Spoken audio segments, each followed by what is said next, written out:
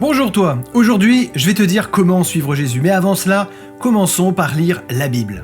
Ayant appelé la foule avec ses disciples, il leur dit « Si quelqu'un veut venir après moi, qu'il renonce à lui-même, qu'il se charge de sa croix et qu'il me suive. » Spartacus, un esclave originaire de Thrace, formé comme gladiateur, s'échappa et conduisit des milliers d'autres esclaves dans une guerre contre Rome de 71 à 73 avant Jésus-Christ. Très aimé de ses compagnons d'infortune, il symbolisait l'espérance d'une vie meilleure, la justice et la liberté. Il apportait une raison de vivre aux opprimés. Tous étaient prêts à se sacrifier pour lui. Mais après 2 années de lutte victorieuse, Rome lui opposa ses meilleures légions. La révolte fut écrasée dans le sang.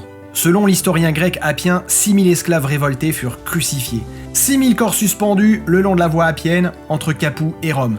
Pendant 3 jours, on les entendait gémir. Leurs cadavres furent laissés sur les croix jusqu'à leur décomposition. Il fallait enseigner à tous les esclaves ce qu'il en coûtait de se révolter contre Rome. S'adressant à la foule et aux disciples, Jésus leur lance ce défi. « Si quelqu'un veut venir après moi, qu'il renonce à lui-même, qu'il se charge de sa croix et qu'il me suive. » Personne n'est obligé de suivre Jésus. Si quelqu'un veut venir après moi, il y a dans cet appel un « si ». Si quelqu'un, c'est-à-dire si éventuellement tu veux me suivre, alors sache tout de suite ce qui t'attend. Autrement dit, voici mes conditions, qu'il renonce à lui-même.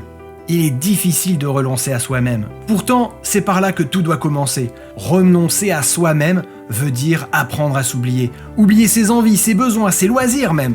Apprendre à davantage se soucier des autres. Il y a des chaînes qu'il faut briser, des fils qu'il faut couper pour être libre. Celles et ceux qui nous retiennent esclaves de nous-mêmes. Et surtout, n'oublie pas ce que dit l'apôtre Paul. Mais ces choses qui étaient pour moi des gains, je les ai regardées comme une perte à cause de Christ. À bientôt et que Dieu te bénisse abondamment.